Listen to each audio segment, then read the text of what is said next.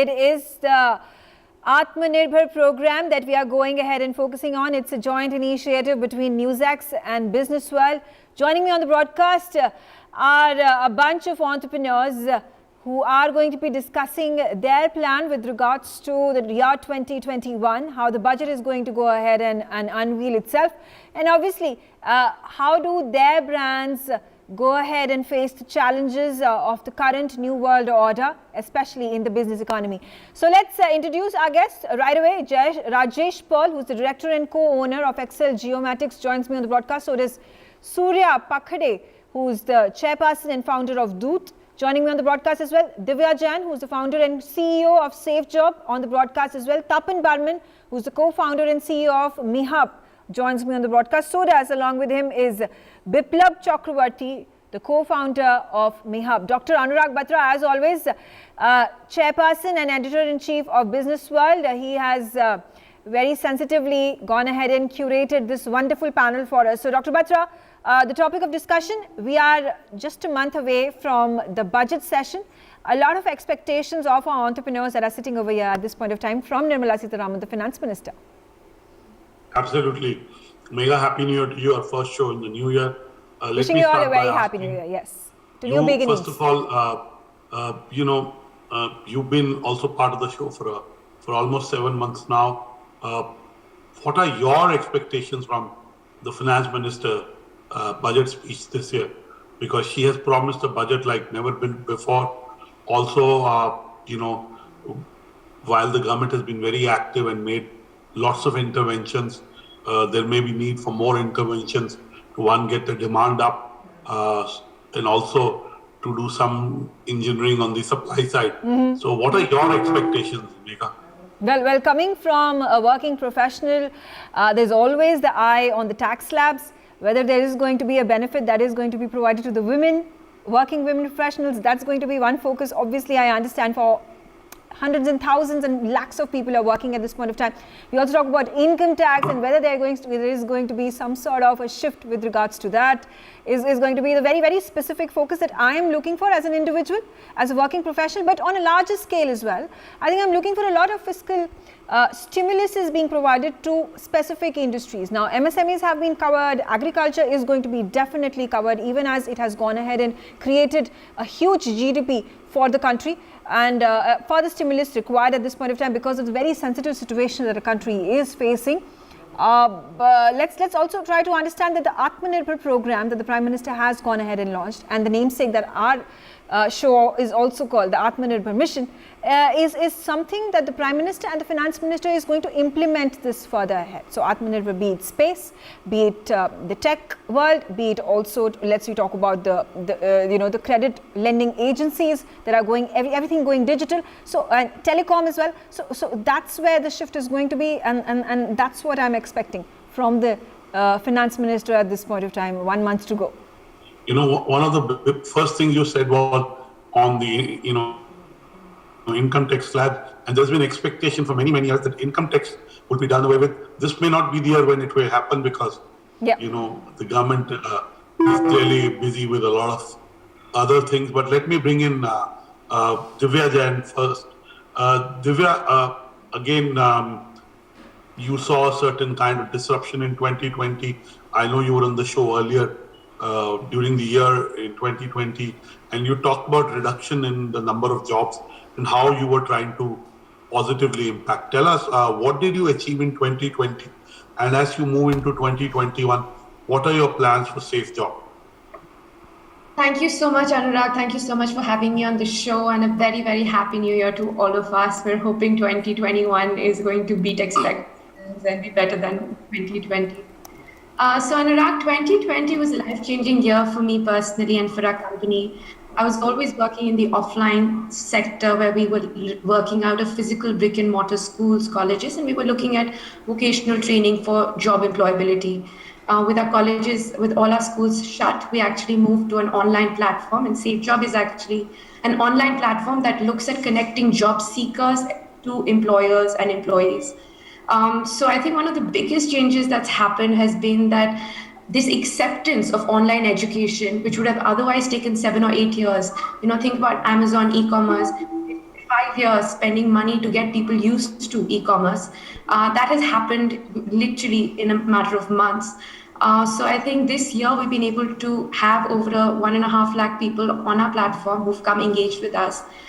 They've consumed more than 14 million minutes of learning content, and thousands of these people have got jobs at 100th fraction of a cost of what would have otherwise been required in an offline world. So I think for me that's a huge silver lining or light at the end of the tunnel, that this new era has opened up a lot of opportunities that we probably didn't have. And for us, it's a new way of working. It's a completely online way of working where 35 people, youngsters can actually look at getting employment and jobs for millions of people, sitting in a fancy office in New Delhi. So excited about it. And I feel there's a lot of opportunity that we can look to make best advantage of our country and its youth. Divya, anybody who can create jobs needs to be applauded, and clearly if you create more jobs for women, that's a double whammy, because when you create jobs for women, it does help the entire family. So clearly we wish you luck in 2021 as you do it. Let me bring in Surya Fatke. Surya, for the benefit of our viewers, tell us what you do and how's 2021 looking for you and your company? Firstly, Anurag, Megha, thank you for having us and Happy New Year to everyone. We are a deep tech firm. We've developed the world's first messenger that uses sound waves to communicate. So just to put it in plain words, so we can work in areas with absolutely no telecom connectivity, no Wi-Fi or 3G. So that's what we do. To Divya's point from earlier, I think 2020 was not all bad. It was a game-changing year, but I think the technology adoption has been pushed forward by almost a decade with respect to e-commerce or e-learning and so on and so forth. So a lot of people who were technology averse have now started adopting these new ways of doing business, of communicating. For 2021, I was just reading something that the government put out that they see a 7.7% fiscal contraction in this current year. So, I mean, it's not all doom and gloom, but I think our focus has to be exporting our technology services, not only within India, but across other countries, and bringing in capital from abroad to boost the economy and create jobs within the country. Okay, that's very good to know. And Surya, for many, many years, we've been wanting to have a product company making a mark out of India. Maybe you're the one that will. Tell us the sectors in which your product has a application and how will it change those sectors? Absolutely. So let's start with fintech. So in fintech, a lot of opportunities for people who are not included within sort of organized financial services sector in rural areas in India is not available at the moment, because there is a lot of times the devices that they use, their mobiles for UPI payments are just not compatible. So our technology, because it uses sound waves and everyone has a speaker, can actually be included within the organized financial sector and give them, say, loans, or like Divya was mentioning earlier, just give them credit. Or I think you were mentioning that as well. The second phase is law enforcement, and that's a sector we're working with multiple governments across the world as well. Because our technology, like I said, it works in areas where terrorists cannot hack into it, and it's absolutely safe to use. Okay, that's good. We'll come back to you. Rajesh Paul, how's 2021 looking for what you do, and what are the milestones you have kind of etched out for yourself as you enter 2021? First of all, Happy New Year to all of you, and thank you, Anurag, for having me on your show. Basically, as everybody was too much skeptical, and I was also much worried about 2020 during the COVID time. But I think it came as a boon. Like, we work in digital technology, especially on the geospatial technology, and it all requires working from using digital technology, using satellite images and drone. So what I saw that in the current year, the acceptability to working remote and working, giving importance to technology has been there in all the sectors. And what I see is like the 2021 will be a promising year for us with the geospatial governance coming in almost all the domains of government sector, whether be it smart city or Ganga mission or Amrit city or railways or highways, everywhere geospatial technology is going to be used. And it has been predicted, like by 2025, it is going to be $20 billion economy. And me from that industry will be definitely taking a chunk out of it. Okay, let us bring Tapan Burman and his co-founder in. Tapan, how was 2020 for you, and how are you seeing 2021 when it comes to your own company? Sure. Thanks for having me in this show. So, before getting into 2021, let me start with what we do. We at MeHoop, we want to change the way Indians and the world use machines, and we believe the machines can be easily interacted with the use of voice. So that's what we are building at MeHoop. So we are a conversational AI platform, and we have built multiple applications on the top of the platform, like applications like virtual agent inside car, right? So that drivers in the car itself can control everything just by talking, which is deeply embedded right on the head unit. And similar kind of application is also available in the contact center of the world, where we analyze all the customer interactions to extract insights to help enterprise to improve collections, sales, and customer services, so on.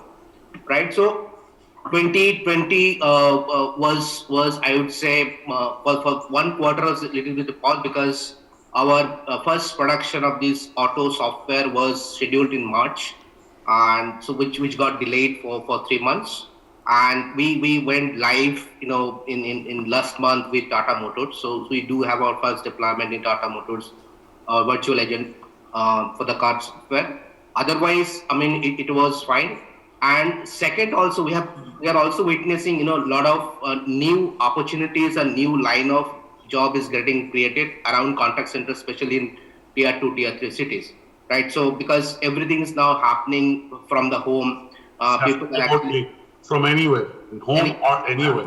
Correct, and anywhere it's happening, and that requires a lot of easy onboarding for those kind of agents. How we can improve and efficient that kind of training. So that's where MeHoop is actually helping a lot of enterprise, how we can sort of train those agents with the help of artificial intelligence. So that kind of work we are doing, and we are working with multiple enterprise here in around contact centers. Auto sector in the last 3-4 months has shown exceptional numbers. The need for personal mobility in a safe space, in a sanitized space, has led to a demand for cars, and they're waiting for certain models of cars. So clearly the auto industry doing well has to augur well for your domain. Yeah. What you have to offer. So give us a sense of what kind of targets you set for yourself in 2021. So in the 2021, and since I have mentioned, we do have, customers like Tata Motors for the auto, right? And bunch of customers for the contact center from different sectors. So we are just trying to, repeat those success in with multiple auto OEMs, because in Tata, what really happened, we have replaced an incumbent solution in Tata, right, which is like an US-based company, and we are totally like making India kind of software, which happened for the first time, and Tata was great enough to sort of give us that opportunity, and we are trying to repeat the success with all the OEMs available in India, with of course the better technology. And similar kind of success we want to repeat with all the contact centers, so that it can improve a lot of efficiencies around contact centers, and also can helping enterprise to how they can improve sales and collections and so on. So we'll try to target those domain in the 2021, and also we'll try to trying to explore some new markets, say for example Vietnam and North America, just to get some anchor customer and to get some traction. Fantastic. Viplav, we'll bring you into the conversation in the next round. But Divya, let me go to you. Also because of technology helping us in our homes, we created homepreneurs. And a lot of these homepreneurs are womenpreneurs. Tell us, do you see, when you talk to women who you're helping get jobs, do you see a potential for a lot of them to be entrepreneurs and possibly do initiatives around their strengths and from home and with less capital investment. Do you see that 2021 will be a year where a lot of women will turn into entrepreneurs, especially in the micro SME segment? Thank you so much, Anurag. That's a great question. I think if I take a step back, India is a country with almost 50% of our population is under 25 years of age. It's literally the largest number of young people in any country in the history of our planet. So with the girls and the boys that we have in our country, we actually have a huge demographic dividend, and a lot of times, abhi tak, women possibly didn't have the opportunity and the ability to work. But I think work from home has definitely enabled that. And I think the big change, all of us are sitting here, that, Surya, Rajesh, Tapan, I think, and everyone said that in their conversation, it's a lot more about output. I don't care anymore who is walking in at what time and who is walking out at what time, as long as you're getting stuff done. So I think outcomes have become a lot more important, a lot more relevant. And I think we as an economy and we as a society have finally become skill and outcome driven. So, and we do know that women are better at multitasking and, generally getting stuff done. So I feel there's a lot more resources that now women have. And most of all, there's been a change of mindset where we don't feel that we need to leave our homes, our physical environment to actually do things. So I definitely see a huge increase in the number of women who are productive parts of the workforce, not just as entrepreneurs, micropreneurs, but also as supporters. This is, as called sales agents, as support agents, as designers, as content creators, as influencers, bloggers.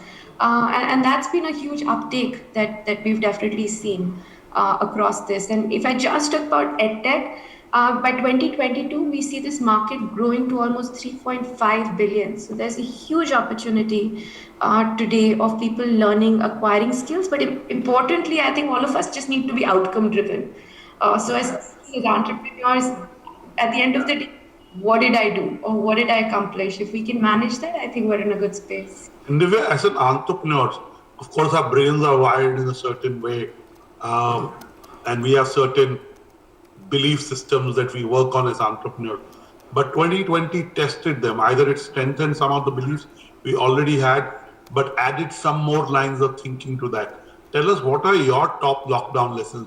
What have you learned in 2020 that will help you build a more impactful business in 2021? So Anurag, two of my favorite ones this time has been talent density. I think often we are used to being okay with okay people, we believe in creating families. As a part of an old family business, I've always believed in everyone's my family. But at work, you're not a family, it's a team. You have to be an A team. And I think for us, talent has been extremely important. So find extremely smart people to work with and work at the speed of light. So I think what we built out in the past 6 months, maybe even last year would have taken me 6 years or 7 years.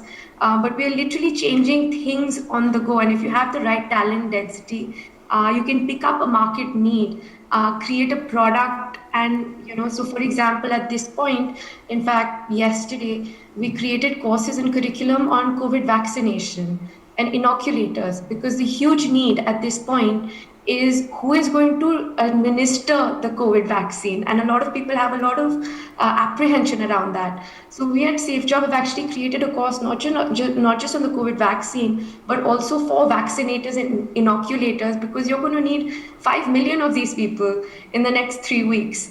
So working at the speed of light, I think has been... You already said outcomes are important. Talent, mediocrity is not welcome. That's what you're telling me.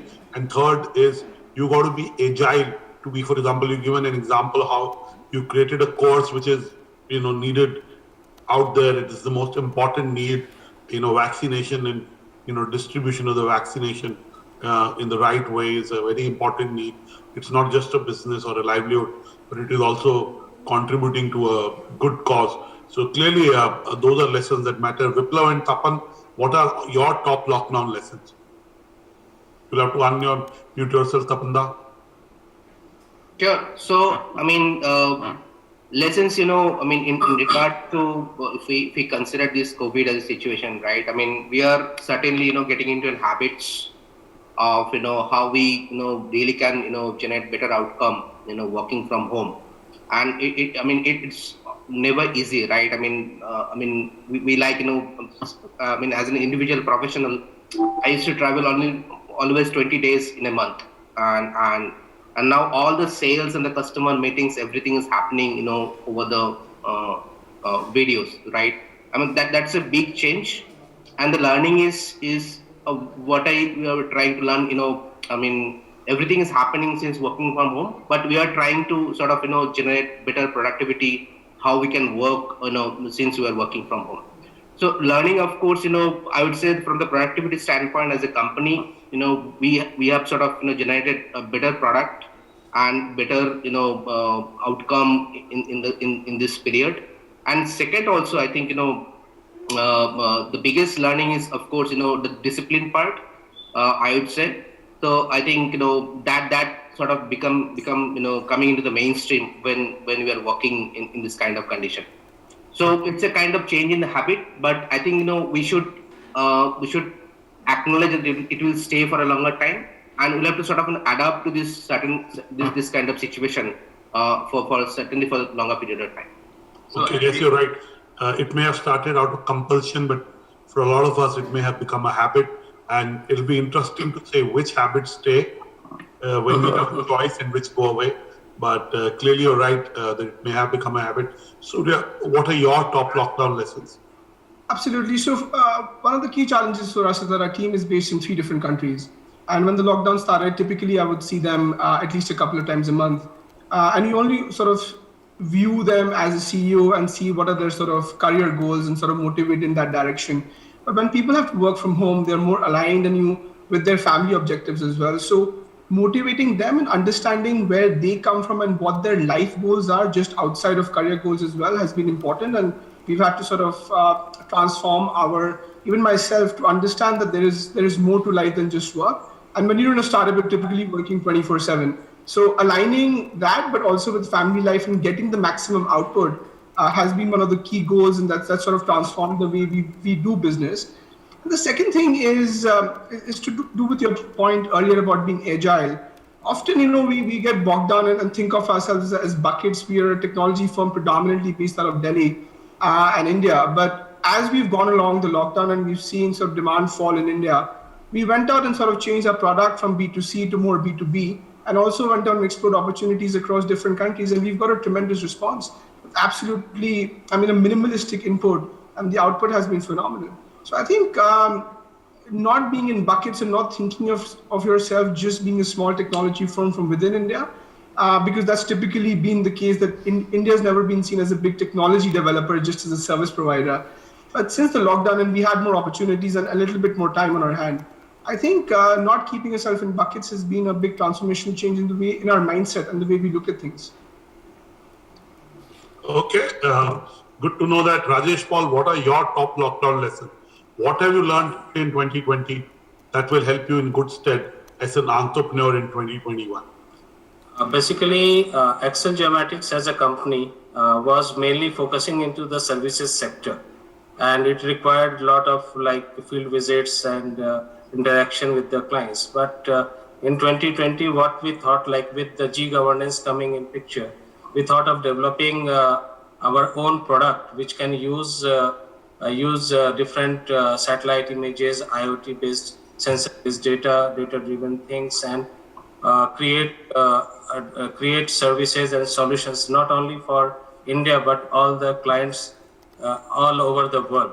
So, and what we did is since what we see is that in the beginning of the lockdown, we found that some sectors are doing well, some sectors are not doing so well. So we thought of developing a product which can be used across different domains with minimal changes. So now we have some product which can help agricultural sector, all the stakeholders, including the farmers. Then we have product which can use urban help urban planners. So this was a time where we had like a lot of time to introspect and see that how we can serve different domains and face the challenges which has come because of the COVID and thing. So now we are well equipped and we have now different products using which we can serve different domains sitting right in India in our office. Absolutely. The beauty about COVID has been, while we're very mindful of the impact on lives and livelihoods of people, but to each his own, and it has helped us kind of reimagine ourselves. It has given us time to reflect. It is, as Divya said, outcomes have become more important. I would earlier say you can't mistake activity for progress. That's very true for a lot of things we did pre-COVID. We are asking ourselves the tough questions on what is essential and what is not essential, what needs to stay and what needs to go. We are telling ourselves never say never, less is more. So all that has really helped us become better individuals, better entrepreneurs, better family members, so on and so forth. So before we get into Just I want to add go ahead. just want to add one more point here. I mean, I think previously, what we thought like a bit of constraint about, say for example, raising capitals or closing contracts requires a lot of physical meetings. I think those things are not really is practically true, because in last month also we have raised capital from Axel for the third time. Axel invested in the company along with IdeaSpring Capital. So I mean, we thought, I mean, it was sort of impossible to raise capital without having a physical meeting, right?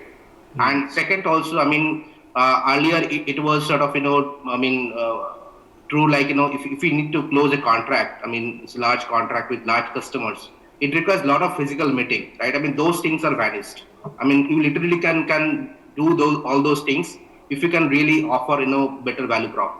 So I think those are the changes will stay there, and it will be there for better result. I mean, I think that's a good part. I fully agree with you, Tapan. I think you're bang on when you say that, our media business has totally changed. I would traditionally do this show by visiting the NewsX office. I no longer do that. I do it from my home. Megha does it from the studio or her home. And, really, we are able to get the guests that we want. I do miss your fancy studio, Anurag. I would have loved to.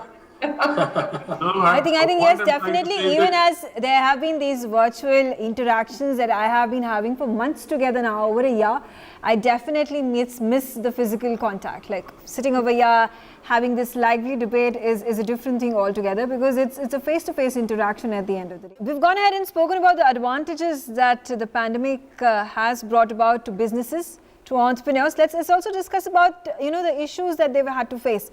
Dr. Anurag Batra was saying that while it is good to interact virtually, it saves a lot of time, energy, money. At the end of the day, there are certain deals that have to be cracked when you're face to face with your contemporary. So besides that, what is those other things? Obviously, besides the physical interaction, the meeting points that are now almost virtually vanished into thin air, what are the other things that should make a comeback once this vaccine is inoculated on a mass level? Dr. Batra. I think, see, I'll be very honest. I'm maybe oldest of all of you, so I'm a lot about physical touch, meeting people, doing things face to face.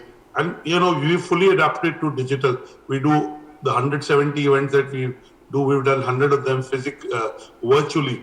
But can I tell you that the more the digital economy grows, the value of human touch will grow. The value of things that have experiences, if I may use that word, will grow. So I think, in my view, the budget will see lots of items which will kind of accelerate this digital economy. But I keep saying manufacturing cannot be done digitally, Somebody cannot grow, whatever they need to grow digitally. Somebody actually needs to be the farmer. So I think a lot of, while e-commerce can get the product there, the only thing I'd say is that for a lot of industries, there is unlocking. The edutech industry is suddenly grown. Now, time will tell us whether it's eating the lunch of the traditional education industry or it will. Now, there are digitally enabled logistics and supply chain providers, but at the end, the supply chain is going to be done. You can use better tools for planning. You can use technology to make it more efficient. You can bring in artificial intelligence. But logistics, somebody's got to move stuff. Trucks are needed. Transportation are needed. People are needed. So, somewhere, both the economies, and India is a country where there is I call it an and economy. Basic phones exist, and the costliest high-end phones exist. Both sales are growing. E-commerce exists, and physical form. You talk to a retailer during Diwali, the footfalls were huge, in spite of COVID, in spite of everything. So India is an ad country. I think the digital economy will grow, and the physical economy will grow. And let's be honest, a lot of things we've adapted to doing them using technology, virtual. But the moment we have a choice, I promise you, a lot of things will go back. Some things we still may not do, but we'll be more choosy. We now have an option. Yeah. We know for every interview, we don't have to fly down the person to Delhi or Bombay or wherever, or we don't have to go there. We know a lot can be done without traveling, right? So clearly it doesn't augur good for the business travel sector. It doesn't, so unless until there is a big incentive for me to travel, I'm not going to travel. I'd rather spend time with my family.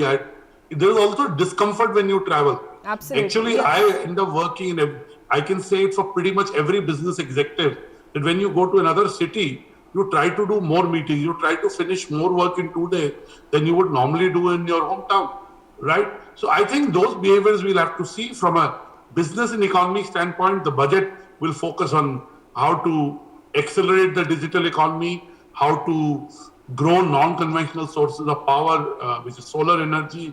It will focus on creating more SME, incentives. It will focus on a socialist budget, because the first 5 budgets of this government have been very socialist. So it will look after bottom of the pyramid. Even when the Prime Minister and the Finance Minister first came up with an economic stimulus, they had a scheme for patriwalas, because really the livelihood of a hawker was disrupted, because he or she would sell today, make money, buy inventory to sell tomorrow. Now that was so clearly, and we have to give compliments where they're due. There have been no social rights. There have been no food rights. By and large, the handling of the COVID has been outstanding, whether by the state governments or by the central government. There's lots of things that could have been better. We're not saying that. There are lots, because we are dealing. But look at the fact that in a big country like India, mega, people have got in the middle belly of the country and the bottom of the pyramid, people got food at their home. Absolutely. Food security is one of the biggest things the government could have done. So we have to compliment the government on moving fast, being decisive. And I was talking to an economist in the morning. There are lots of critics of the lockdown, but I think we implemented the lockdown at the right time, and we've seen the countries that didn't paid a price for it, whether it was in Italy or even now there are countries in Europe that paying price for it. So even the government was quick to shut down the traffic between India and UK the moment there was a new strain from UK, right? So point is the government's been super responsive. And we as individuals and corporates have a lot of responsibility up our sleeves. So, ask me a question, I give you a long answer. No, I think a very sensible answer and a very cogent one is that definitely the credit is due to the government and it should be given, and rightfully so, because unlike a nation like China that continues to talk a lot about its grandeurs and all the things that have been happening, it has been facing with famines, it has been facing with floods, it has been facing with a lot of turmoil within where the origin of the pandemic was, and that's exactly why. But yes, opening up this discussion to, from a macro level to a micro level, let's look specifically. Surya Phadke, you want to take this question? The challenges that you've had to face and something you would be looking forward to resuming back to normalcy once the vaccine is inoculated to the masses? Absolutely. So I think the first thing we faced initially was, as a startup in the tech world, we obviously sit around, ideate and sort of develop new product ideas. So that was a huge challenge for us to sort of get together online and learn how to cope with or understand how we can take our business forward.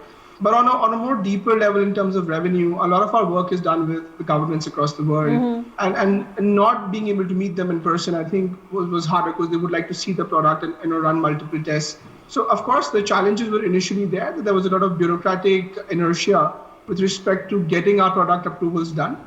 So that, we would like to get back to normal and sort of not have those challenges because there have been travel restrictions across the board.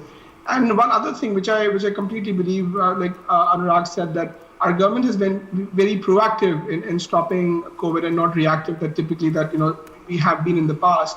But I would like to see more policy stability and not have some sort of a yo-yo effect, so that whenever startups are going, I think it's easier to have a stable policy, whether it's negative or positive, but not sort of go back and forth. And this is not pertaining just to India, but on a global level as well. Okay, all right. And Rajesh, if you could go ahead and speak your specific concerns. Right, Yeah, basically, a lot of my business comes from Africa, and what I see is like many of our clients are still not very much open to do everything digitally. They expect us to come there, explain them, and then take the contracts. So during this time, they are just asking all the time when your borders are opening, when are you flying? So I'm desperately looking forward to opening of the airports, and then travel restrictions are over. So once the vaccine is there in place, I think like when we travel in Africa, we need to have yellow fever vaccination. So I think it's going to be a mandatory thing, and with that in place, I think it will be easy for me to have those discussions and have those businesses in my kitty. So Right. Divya, are you facing similar challenges as well? And your specific genre of concern, safe jobs, you're going ahead and providing employees and making employees and prospective employees meet. It becomes completely virtual a ball game. Are you looking for some sort of a resumption of activity that has been now brought to a back burner because of the pandemic, obviously? So absolutely. I think if you ask me, the biggest problem or the biggest issue that we faced was with businesses shutting down. I think jobs across board were cut. So, for an economy in a country where we literally have 12 million people who are looking for jobs, employment and upskilling. So I think that is a challenge that we faced. Across board, I would feel, when you're looking at online education, so from trying to do a virtual interview for a corporate to find trust in an employee, and also for a job seeker or a graduate to find trust in a job, we're always used to, there's a huge deficit of trust. Is it a real company? Is it a real office? है नहीं है? वो बच्चा सच्ची में है या नहीं है? कोई और उसका interview दे रहा है क्या? So when you're doing a virtual interview, understandable. Who is that right person, really? So I think one of the challenges we deal with is trust. That we are real, the platform is real, the jobs are real, and the students are real. And I think having a physical touch with physical offline centers definitely accounts and makes up for a little bit of that. For me personally, I would love to have semblance back in terms of work-life balance, because I think at this point it's boundaryless. It's extended into each other. Work is extending into personal life. Yes. Home is your work, work is your home. So you can put a boundary there, but it's not easy. It's not easy. And finally, I guess, given the fact that EdTech is brand new, what I would love for the government and for the budget to give us is GST exemptions on online EdTech. It's going to be the tomorrow, and I feel that's going to be the solution, not just for employability, but for a lot of India's problems. So I think we definitely need a little bit of tax exemptions on online programs, as well as employability initiatives that we're undertaking. Yes, absolutely. And Tapan and Biplab, you would want to add to this entire discussion, especially with regards to the challenges that you have faced, what you would want resumption of once inoculation process begins and in fact ends. Sure, I think, so in this scenario, there are still certain works what we have identified, can still be done, without being present in the office. Like, we're a deep tech company. We mostly do, R&D, right? And those kind of work still can be, happen from the home itself. And we found that's really productive actually. But I think there are certain areas like we do work with the auto OEMs, right? And that requires a lot of practical testing, on the road testing, which is of course required. Someone will go to the plant and can do the testing with the client. I think there'll be category of work I think which will require some physical presence, and that needs to happen, and that's already happening actually. And some bit of activity, we can still continue to think of, working from home. Yeah. Okay. All right. Fantastic. Okay. So with that, we shift to our next segment during the entire 1 hour course. Dr. Bhatta, how's the economy going to roll back? How much time is going to be taken for the economy to come back to normalcy? That's the big question. Go ahead. Yes. Yes. And also, Megha, what happens in the budget will some way give you an indication of that, and the budget can be a game changer. The finance minister has promised us a budget like never before, and we are doing this 24 days before the budget. Clearly, in the next 3.5 weeks, we will see the budget. So how the budget sees the future and what the finance minister does in the budget this time will be watched more keenly, because while the government has continued to be active, RBI has continued to be active in the last 8.5 months and done lots of interventions, both from a immediate, what they call relief to reform measures. But it'll be interesting to see what happens in the budget. So a lot will depend on the budget, but let's ask our panelists. Let me start with Divya Jain. Divya, what are your expectations from, I'd asked you this earlier, but I'm asking you in the context of when do you see the economy coming back in full bloom? In 6 months, in 12 months, or 18 months? And do qualify why you feel what you feel. So Anurag, I think we need about 6 months for us to jump back. And you remember I asked you this in June last year, and you said 6 months then. Yes, I remember the answer. Yes. But if you ask me what's my why, I would give you 2 whys. My first why is I genuinely believe that Indians, by their very nature, we're resilient. We are survivors. And the minute the doors open up, I think every single person, from my driver to anyone at work to my father-in-law, everyone's like, let's get back at it, let's build it up. So we are resilient. We are going to be taking the bull by its horn and pushing ourselves, our companies, for real growth. The second thing is more transactional. My husband runs a logistics company called Safe Express. We're already seeing production values up. We're seeing the automotive sector, back to its 2019 values, 2020 values.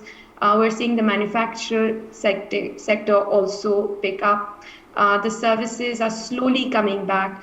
So I definitely feel that the production has started, and what we're hoping from the budget this time is definitely a lot more spending, and that government spending is going to push up the economy overall. So I think with this 6 month, when I come back by 6 months, Anurag, we can talk about how I said we'll be bouncing back. And, across board, I do see us getting back, and I hope and I pray that my kids go back to school. So that's my desperate appeal as a mother of 2, that children find schools again. Absolutely. Tapan, what is your prognosis of when the economy will be back in its full bloom, pre-COVID numbers, 6 months, 12 months, or 18 months? And what do you expect from the finance minister in the budget? So, I guess that really depends, when we want them to back. I mean, because we are actually living in a fear of this, COVID-19 virus, and nobody is sure about when the fix will happen. So, I think as a government, they have to instill confidence, to everyone, so that they can start taking baby steps to sort of get back to normal. And second, also, I think there are certain measures has to be taken by the government itself in regards to framework, right? To sort of helping, I would say, to sort of boost the rural economy. I think so. With that process, slowly we'll be able to get back. But I think really depends on us when we want it to come back in the normal shape. That's what I feel. Okay, Surya Fatke, your prognosis of when you see the economy, and we're talking the Indian economy, we know you're a global company and there's an uptake of the product in other countries, but we're talking specifically of India. When do you see the economy back in full bloom, and what do you expect from the finance minister? You did say that the government could do better in a couple of areas, so do let us know what those areas are. Absolutely. So I think it's going to take us towards the end of the year. So I would sort of lean towards saying 12 months. And that's predominantly because India is a very connected economy. We are connected to other countries as well. So we need for them to sort of recover from the pandemic and for sort of international trade to come back to normal. So I think that's when we will start seeing the numbers. The manufacturing, which is, the primary and secondary sectors definitely will start seeing growth within the next 6 months. But for consumer spend to increase, I think it's towards Diwali or the second half of the year that we will start seeing those numbers come back to normal or pre-COVID levels as they were. From the government perspective, I do hope that they increase spending and sort of open up more opportunities for revenue growth for public sector and private sector companies. But I would also like for them to see sort of lower the taxes because or change the way taxes are paid within the system so that cash flows for MSMEs and micro SMEs are better and they can be more liquid and survive the negative effects of the pandemic, which has predominantly been cash flows. So yeah, that would be my request to them. When you look at data, Surya, data doesn't lie. It gives you very black and white trends. Of course, the insights may be different for different businesses, but when you look at the data of consumption of your service, what are the lessons there that we can learn from? So I think the core lesson we learned over the second half of 2020 was that India, we've always known that it's a very price sensitive market. That's across almost all the sectors that, I'm a serial entrepreneur, so I've worked in several different sectors. But I think the core lesson there was that the Indian economy has the ability to bounce back very quickly, predominantly because we are net savers, unlike the Western world. So even though a lot of people were left homeless, jobless, and all the ill effects from lockdown onwards, say June, July, but we were able to sustain that and consumption was able to come back Diwali onwards. And you very rightly said that in terms of, just from the standpoint, we're not a consumer product, but just looking at markets and driving around Delhi and Bombay, you could see that the roads were full and people were shopping. So that's because I think we are good money managers as just human beings and citizens, and that's part of the society. And that was. I would also add that in the last 6-8 months, people have saved because Indians have this habit to save. And when you're uncertain, you tend to count on the non-essential things. And because of COVID, we have not dining out, not going to a cinema hall, not possibly need lesser number of clothes. Yes, we need to be on a screen every day, but clearly the Indians saved, and that's why you may see sectors like real estate actually maybe sectors where the activity is not slowed down. You look at the number of units sold in Bangalore, it's doing very well. Look at it in Bombay, and most of the real estate buyers are millennials who are using it for self-use, who for the first time value being in a home. So clearly Indians have saved, and you will see that savings the moment the uncertainty over COVID goes away, which post the vaccine drive starting will go away at some stage. I think you will see much more spending both from the government and from individuals. So clearly, post vaccine, I would say 6 months. So if by the vaccine by March start getting around, then I would say possibly 6 months from then we can see a real recovery. But let me bring in Rajesh Paul. Rajesh, again, the sector you are in. We heard the application of the sector. We heard how it can make an impact on existing industries. When do you think the economy will be back in full bloom, and why? When you talk in larger term, in terms of the economy of India, what I believe, 12 months, 18 months. what I believe is like it will take 9 to 12 months. Why I am saying is that India still depends a lot on rural economy, and once the rural purchasing power is increased, it will stimulate, and all other sectors will also grow. And what we are seeing is that government has come up with many innovative ideas, whether it's Matsya Yojana or many skill development at the rural level. So, but the effect of all this will take time to show, and the markets, etc. It will take, say, like 6 to 9 months for everything to be normal and yielding results, and then the boost will come only in 9 to 12 months time, I believe. As far as industries, 9 to 12 months. That's what Rajesh Paul is saying. You have a couple of minutes before we can log off. Megha, I would want to know from you that as a young professional, when you do your financial planning, you do your tax planning, or you talk to your financial advisor, what is the overriding thought process in your mind when it comes to your own savings and deployment of those savings?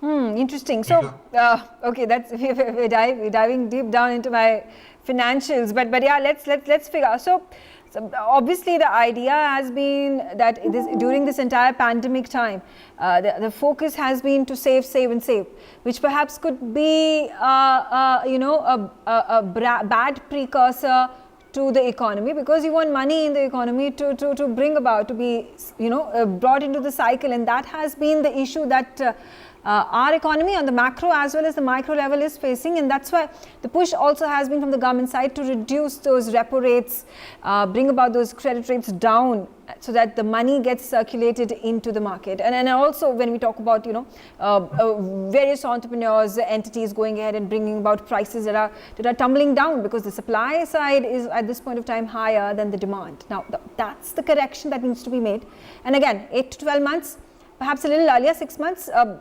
is a very safe reason to go ahead and witness that. That's going to be the point, that's going to be the turning point, especially for the industrial economy of our country.